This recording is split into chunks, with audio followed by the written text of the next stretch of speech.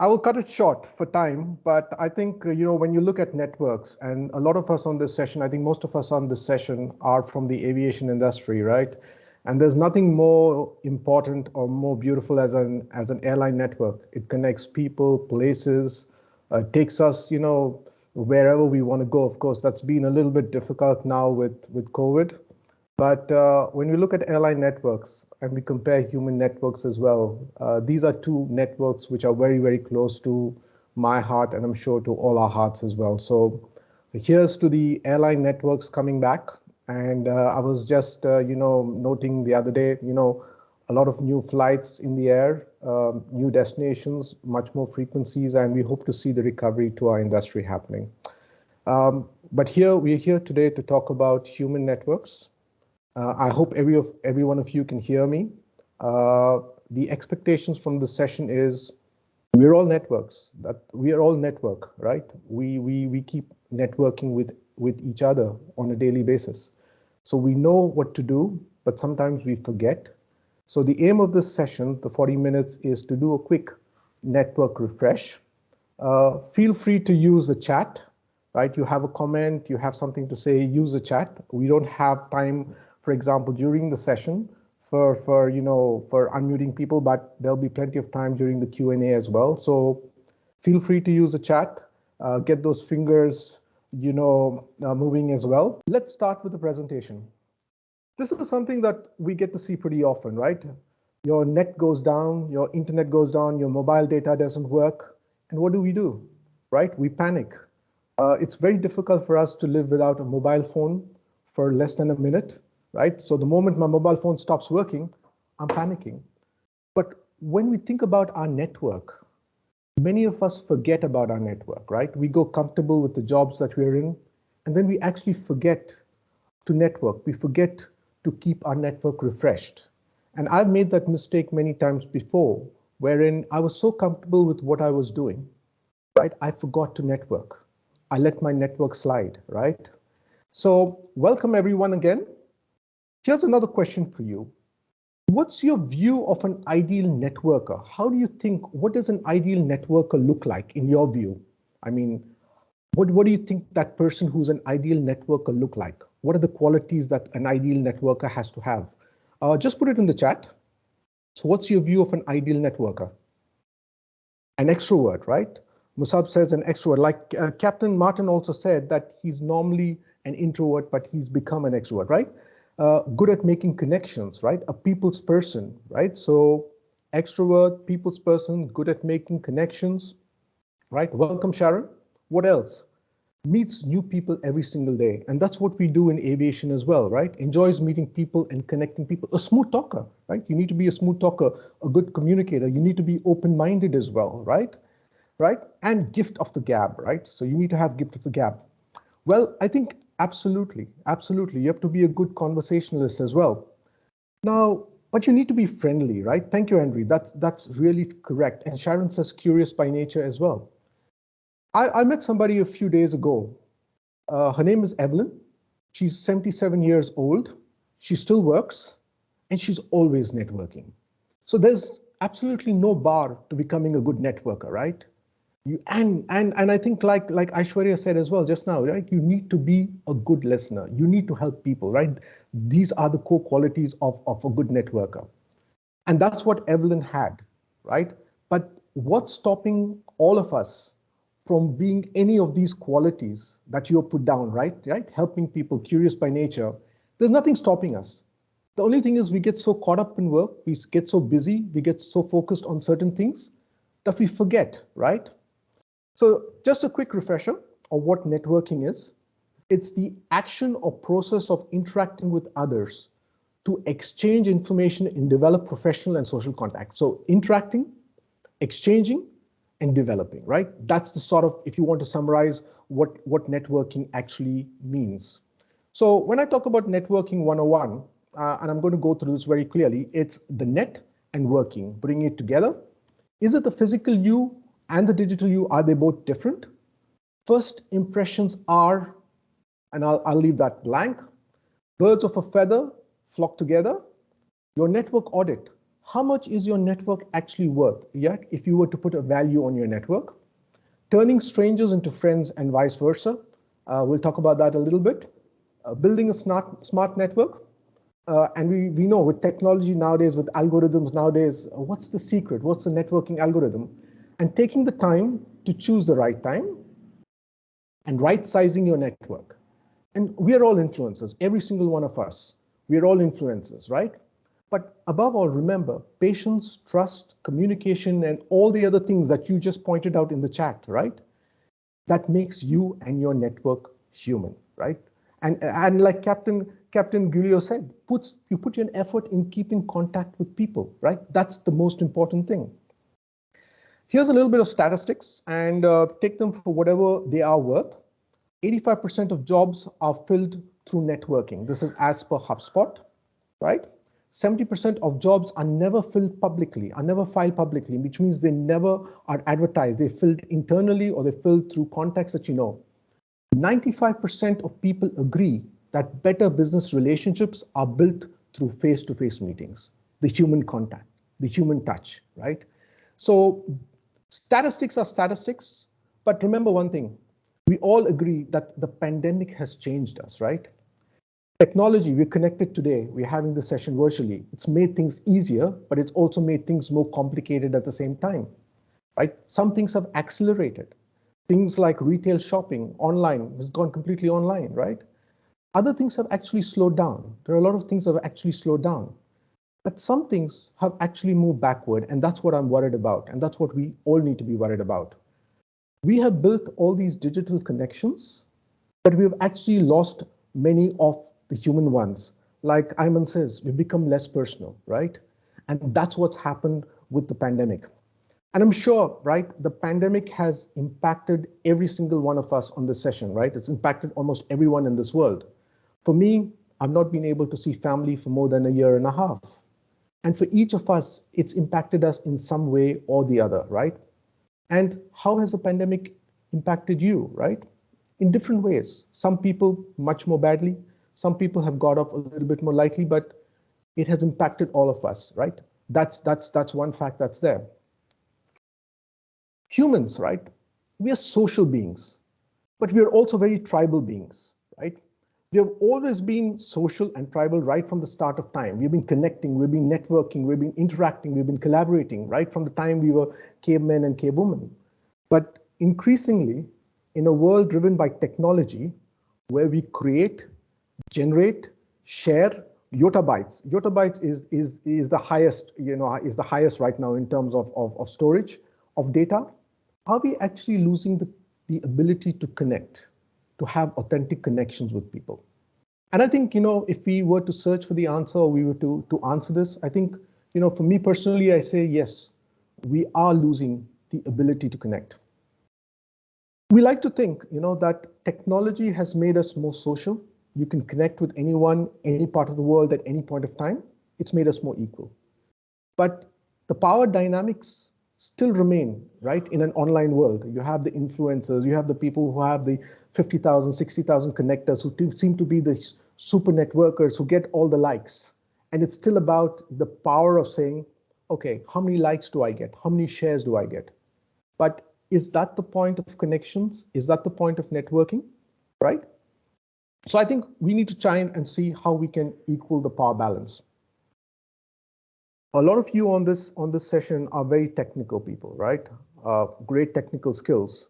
But just to quote from Adam Grant, the irony of soft skills is that they're often the hardest to master. Leadership, communication, collaboration, creativity, adaptability. It may not be technical, but they're increasingly becoming even more vital, right? It's because of our behaviors, our social, our emotional skills are what makes humans indispensable, right? Whether it's jobs, right, or it's dealing with other people. These are the skills that actually make a big difference. But are we actually forgetting these skills, right? In front of computers every day, we have the emojis. Are we actually forgetting what these skills should be? I have a great job. I'm very, very busy. Networking? No, thank you. No, thank you. This could be the response that we've heard. But I think we all agree right now that we are the world's first truly network generation, right? And by that, I'm being a little bit sarcastic. How many devices do you have, right? How networked are you? You have your mobile phone, you have your iPad, you have your computer, you have your Apple Watch or Samsung Watch or whatever it is. You are networked 24/7, wherever you are, in the air, on the ground, in the toilet, wherever. But are you actually networked to people, right? Or are you just networked to devices, right? So here's a quick survey. During the pandemic, has your network grown, shrunk, or has it stayed the same? Lalitya, would you be able to get the survey or the survey running? Yes, just Okay, one moment. I can see it. Hope. What do you prefer? Oh, sorry. This is yeah I've one. got the right one now. Okay. There you go. I've got the right one Yeah. now. Thank you. During the pandemic, has your network grown, shrunk, or stayed the same? Okay, it's like the stock market. So let's see. We're going to give it about 30, 40 seconds to get all the results in. So we have grown at 50%. It's changing. Okay, it's changing. Shrunk is 26, stayed the same as 25. We're going to give it, we've got 26 responses. We're going to wait for a few more.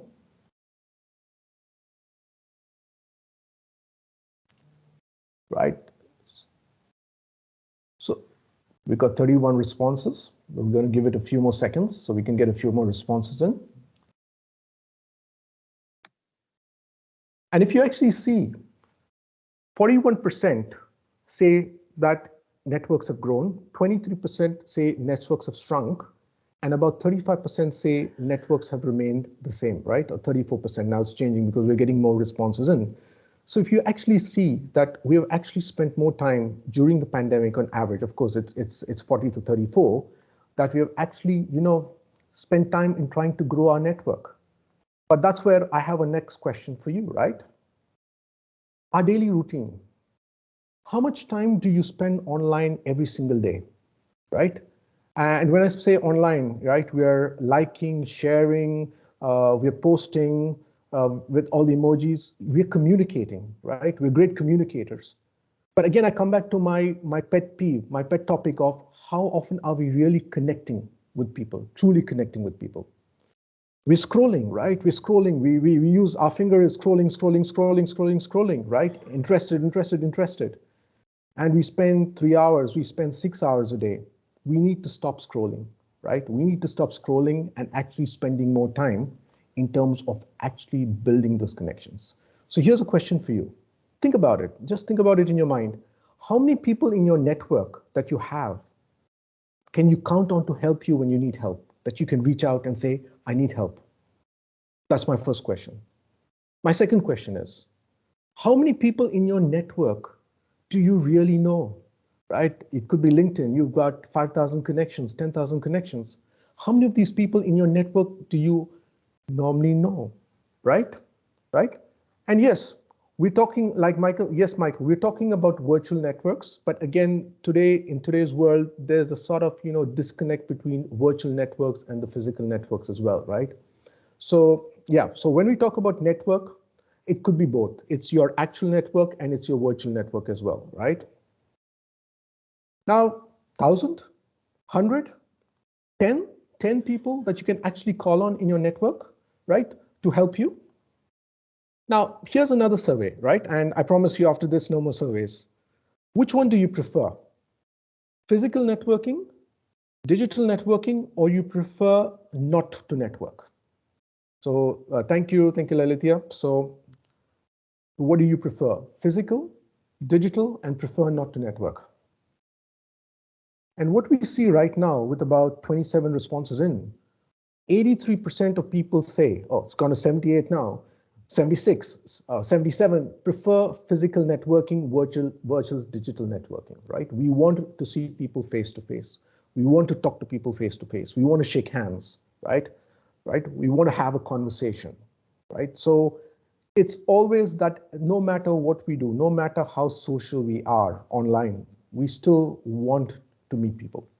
But then when we walk into a room full of people you don't know, how do you feel? right? Everyone is talking to somebody and you're the odd person out, standing in the middle, wondering who do you talk to, right? How do you get a conversation started? And that's what we're going to discuss, right? It's the same thing. You walk into a digital room full of people you don't know, and that's even worse because most times you don't have the cameras on. Most times you can't see the person's complete body language, right? How do you feel? You don't feel comfortable, right? You feel that sense in your stomach of, okay, how do I start a conversation? How do I get to know people? That's because in today's world, we've got two us or two yous. One is the physical you and one is the digital you, right? So is the physical you the same as the digital person that you are? In many cases, I don't think so. We could be two different people. In many cases, we are. But it actually gets more complicated. We don't have two yous, we have four. We have the physical, we have the digital, we have the personal, and we have the professional. And we like to think that we give equal time to each of these four quadrants, but that's not the reality, right? It's never equal. Some of us are more digitally inclined, some more professionally inclined, less focused on the physical side of meeting with people, less focused on personal, spending more time on the professional side of it. So the question comes back to how do you balance all this, right? In a world which is so quick paced, in a world that things are changing so much, how do you balance these four U's? What do people have in common, right? We obviously have a lot in common, right? Birds of a feather flock together. We talk about language, place of origin, education, hobbies, worldview, music tastes, humors. We have groups, communities, such as where we are right now as well, the Royal Aeronautical Society as well, right? Groups and communities bring us together, give us these common bonds that we're able to interact and share with each other. But here's what I want to throw a little bit of spanner in the works. Build a varied network as well.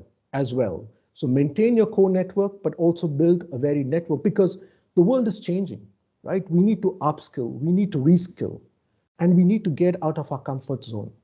I'm comfortable in aviation, right? Personally, I need to get out and try and build connections in other industries as well, with other peoples as well, with different tastes as well. So that's a priority that we need to look at for today. There's a five-step approach, sorry. The first is, I would say, build. Second is right size your network.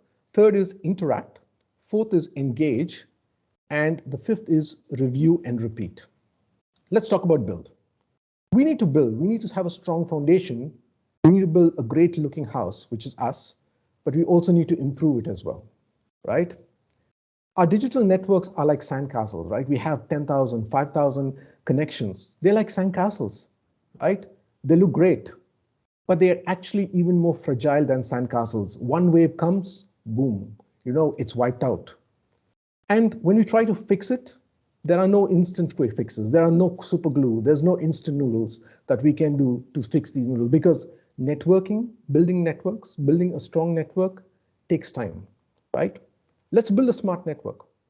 Focus on your external network, but while you do that, you need to focus on your internal networks as well.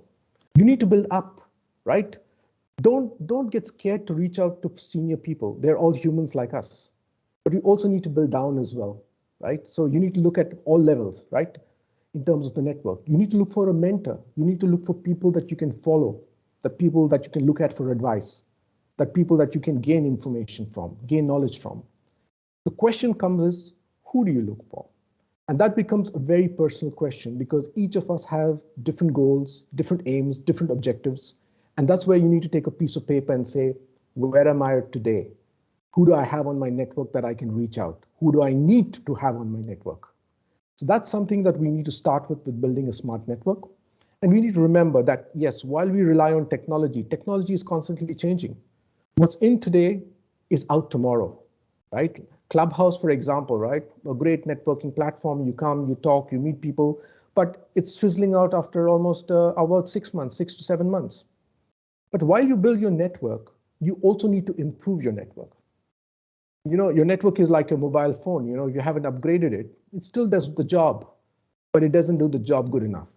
It needs nurturing and attention all the time. You can't say, oh, I'm going to stop networking. I'm going to look after my network after another 6 months. I don't need to do anything right now. It's something that needs constant care all the time. It's about bringing it together. What are your goals?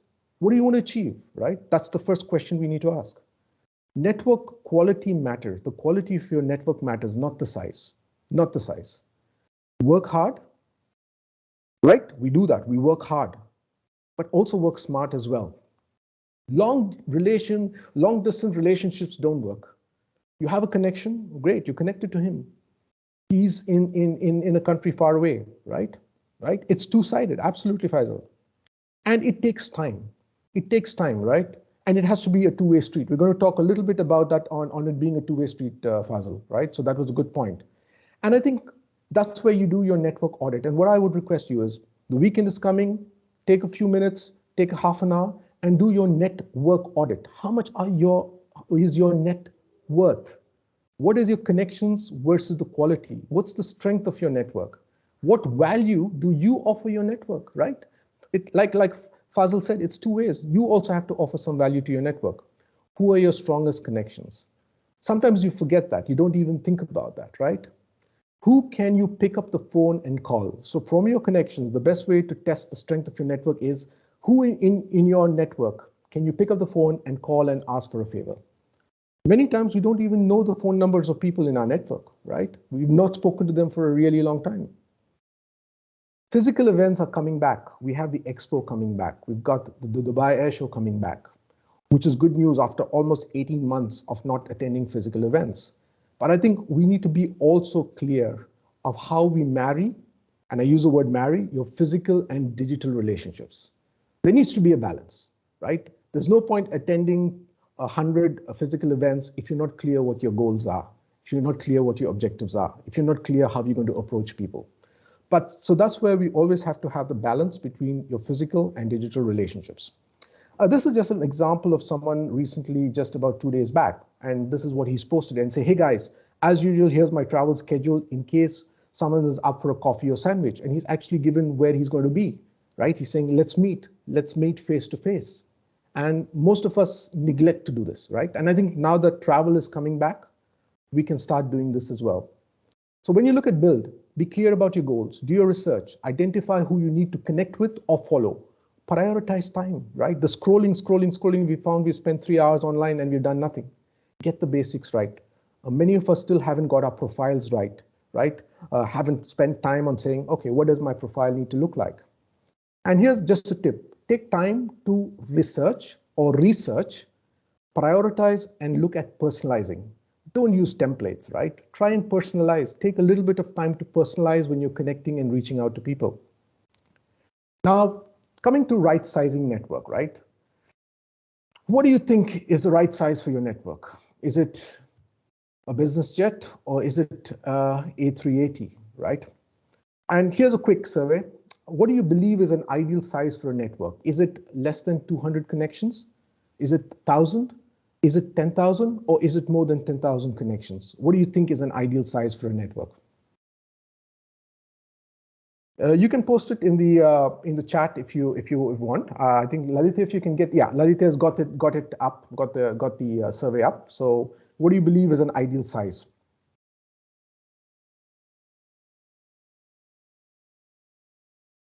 Okay. So we see right now is 68% says, 59 says less than 200, around 1,000 is 43%. Zero, it's surprising, right? Around 10,000 and greater than 10,000 is around zero. Nobody has says that that's the right size right now, right? So if you actually look at it, 55% of people have said that less than 200 is what the right size of a network is from a quality perspective. And that's very true. It's very true, right? And we're going to talk a little bit about network size, but sometimes following is better than connecting. You don't need to connect with people every single time. There's this networking algorithm called the Dunbar number, and happy to talk about it later, which says the ideal network size for any human, one person, is around 150. 150 is where you can truly maintain a human connection, a one-to-one relationship. And that is what you'll have shown, right, in the survey, that less than 200, 58% of you said less than 200. And that's important. So it's not about the size. It's also about your content, what value you add. It's also about how active you are, right? Whether in the real world or in the digital world. It's also about experimenting, what works, what does not.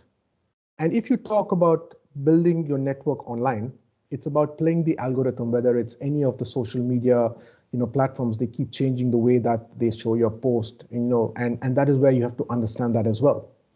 But ultimately, it comes down to your core network of the 150, 200 people that really, really, really make the biggest difference. And I would recommend that start working on that right now if you're not already done that. And if you have digital relationships, right, try and convert that into actual human relationships, right? So you have that actual connection with people. And you're turning strangers into friends. But remember, many times we turn friends into strangers because we don't connect with them at all, right? Introductions, right? Or reintroductions. Who do you know who knows somebody so you can get them to introduce you? How do you communicate? Do you just go head on, or do you have a more sort of softer way, a more personalized way of communicating? How do you build trust? Favorite connections, but when you add an apostrophe and you make it favor connections, these are the people that you only have because you want to ask them favors and you think they'll do you favors, right? Or you have once in a year friends, right? Try and deepen the relationship, right? When you need help, who do you ask? Who can you ask? There's another statistics that shows that it takes around 200 hours to move somebody from being a stranger to a close friend.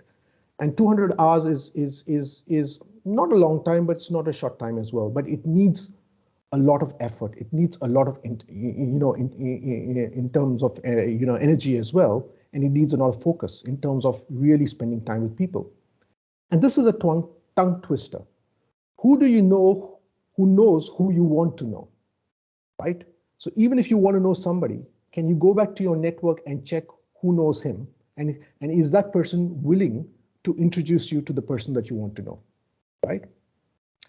Location matters, and that's why being grounded, being in a physical world, being in the real world makes a big difference, because a lot of us are on a digital island, right? In a digital island, we can lose sight of distances and places. We're connecting with people from all sides of the world, like we're connecting right now. We're looking at, oh, I've got 300 friends. But how many of your connections are within visiting distance? And how many of them have you actually taken the effort to say, hey, can we meet up? Can we connect? Can we meet for a quick cup of coffee? Can I pop by? I have something to ask you. I need some advice, right? So look at trying to build connections in the area where you are, because it makes it easier to meet with those people, right? So from a right size perspective, be genuine, prioritize your connections, listen, keep building, and improving digital and physical bonds. They need to do both together. Maintain a core network list, keep track of birthdays, special events, interests. Remember, not all key connections are on digital platforms. A lot of people are not on the platforms that we are, right? Right? I see Michael's question is, I prefer LinkedIn, but how do we overcome the ability with corporate restrictions, right? So we'll come back to that, Michael, during the question and answer session. So interact. Are you an influencer or are you a silent stalker? How do you add value? How do you get noticed? Or are you like a teddy bear or a grizzly bear where you sort of hibernate for X period of time, out of sight, out of mind, right? Or is this you in a virtual world where you're there, but where is everyone else, right? Or is this you in the real world where you have everyone else, but you're still alone, right? Social media allows us to be who we have always dreamed to be, but Jane becomes supervisor to something else. So sometimes we tend to sort of exaggerate, right? In the online world, right? This is what we normally do. We stand on top of a hill, keep shouting, and hope somebody hears us, right? We keep posting and say, oh, I hope somebody will hear it. But how do you actually stand out? It comes down to you, brand you, and it needs to be the current you, right? It's not the 5 years you or the 5 years hence you. It's what are you currently? Who are you currently, right? And if you look at me, there's no point of me pretending to be the guy who had some hair to the guy who today has no hair, right? The guy with no hair that's who I am today. The guy who had the hair was who I was 5 years back. That's gone, that's over, right? So we need to be authentic, right? When we sort of present ourselves. It's about integrity. It's about the value. It's about trust. It's about being genuine. It's about equity. It's about being true to ourselves and others. It's about transparency, and it's about being real. And sometimes we tend not to be as open as we want, especially on social, platforms. Keep in touch, add value, keep checking in on people. We spend so much time scrolling. Spend time. Take time to personalize, right? Take time to personalize. It takes you a little bit longer to send somebody a personal message on their birthday or an event or something like that, but take time to personalize. The person feels happy, and ask them a question at the end. So you sort of, are able to get a reaction from them as well, right? So that's important, right? The personalization side is what we all forget. So when we interact, let's be tech savvy. Let's post the right content. Let's be seen and heard, but let's not shout. Let's be positive, and let's be objective as well. Yeah. Let's focus also right now on trending topics, because that's normally what gets conversation started as well, if you're looking at how to get started. And this is a small article you can read. I can send you all the link later. Laliti, I can send you the link. It's about the annual LinkedIn algorithm from a gentleman called Richard van der Bloom. I don't know him well, I just follow him. But pretty interesting, sort of comments from his side. And it's interesting to see how technology pushes us away from connections. Now, while we interact, the engagement part is more important, because that's where the deeper relations are built. First impressions are either the best impressions or the last impressions, right? And here's what we need to remember. It's not who you know, but who knows you. It's not who you know, but who knows you, right? And remember, you have the 4 U's: the physical you, the digital you, the professional you, and the personal you. And what does that person know about you? Which you does he know about you, right? And that's where, we need to be a little bit careful, because sometimes all these yous come together. And when we ask and we reach out for help, we get back, why should I help you? I don't know you. We've connected, but I don't know you at all, right? Networking, and this was mentioned by you all before, right? By a comment, is a two-way street. It's not one way. It should not be about you, right? It has to be about both sides. And that's where you need to take the time to choose the right time, right? And taking the time to choose the right time is when you ask for a favor, what have you done for that person? Why should he respond to your favor? When you reach out to for help, why should that person help you, right? It'll only happen when it's both ways, right? And we need to choose the right channel, whether it's meeting somebody face to face or calling the person or texting it. When somebody just texts you and say, hey, I need help, it's like, he's not taking it seriously. And you say, no, I don't think he's serious about actually wanting help. So timing is important, but I think it's how you engage people, how you ask questions, how you build a relationship, how you follow up, how you be consistent. But above all, I think you need to be real, right? That's important at all. And I think what you need to do is take the conversations offline. Forget the phone, right? Talk to somebody face to face, or a cup of coffee, a cup of tea, or a nice meal, right? Have valuable conversations that you benefit from and that other person benefits. You're adding value to each other. So that's critical and that's important. But we normally get scared, right? What if it doesn't work? What is it that they don't like me, right? What happens then? But remember, when we try and we fail, even if we fail 10 times, we succeed once. When we don't try at all, we don't make an attempt at all, we never succeed at all. And there's no right or wrong in today's world, right? It's a question of how do you try? How do you find the right formula? And that's where you need to repeat, right? Try, fail, learn, repeat. But just don't repeat the same thing over and over again. That's what we normally tend to do. Review. Spend a few minutes to review what went right, what went wrong in the conversation, whether it was a real conversation, face to face, or it was an online conversation. Look at what worked and what did not, right? And I think we need to spend a little bit of that time, put away our mobile phone, close our devices and say, what can I do better? What worked? What did not work, right? Who can I connect with? And sometimes we need the time for a self-audit, but when we can't do it, sometimes we are not objective. We are biased, right? We're biased about ourselves.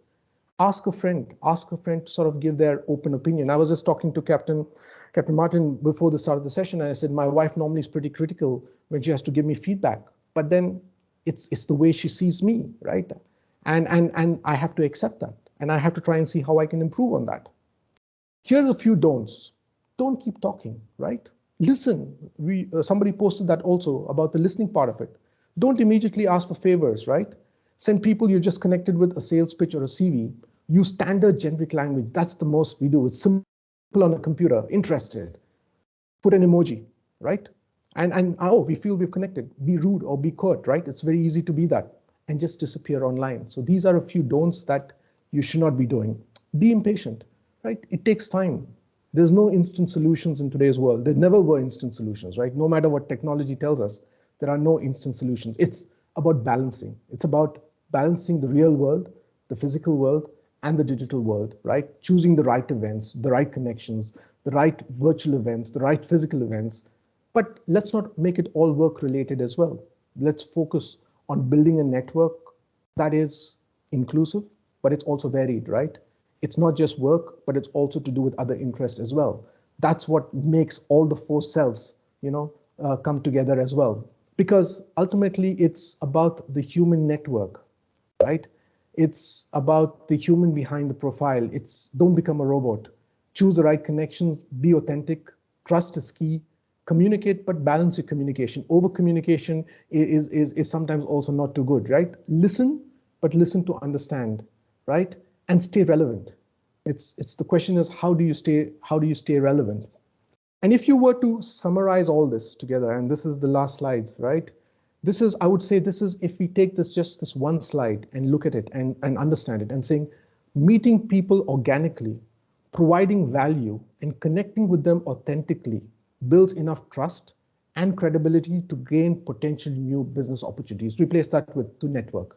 It's about value, it's about authenticity, it's about trust, it's about credibility, right? These are all the key elements that will make your networking stand out. It'll make you a good networker regardless of where you are. This is an extract from the book, Hook Point, How to Stand Out in a 3-Second World, because that's how the world is, right? Everything is about 3 seconds. But trust, authenticity, credibility takes a much longer time to build, right? It takes many a lifetime. Remember the 5-step approach: build, right size, interact, engage, review, and repeat. And keep trying, right? Andrew says, do we decline invitations from strangers? That is who we do not know. And that's a good question as well, Andrew. And I'll come back to when we do the Q&A, we'll answer that question. So who do you need to reconnect with, right? So tomorrow, day after, ask yourself the question, who is it that I have not spoken for a really long time? Was it an old boss, old colleague, or somebody that I knew but I haven't connected with for a long time? Make a list, write it down, right? Because many times we sort of just have to put pen to paper, right? Rather than the keyboard. How do you think networking will change in the next 5 to 10 years? So this, again, a hypothetical question. But remember one thing, the networks you build now and continue building now will stand you in good stead when you need them in 2 years, 3 years, 4 years, or 5 years. So that is why let's not worry what networking will look at in 5 to 10 years. Let's worry about how networking will look at today, right? So in closing, we say, we lived in farms as humans before, then we lived in cities, right? And now, actually speaking, COVID has pushed us onto the internet, right? Working from home, kids studying from home. But I want to ask you this question. We still need the human connections. We still need to network. We still need to connect with people, right? So here's hoping that let's get our network working. And thank you so much for the presentation. Thank you.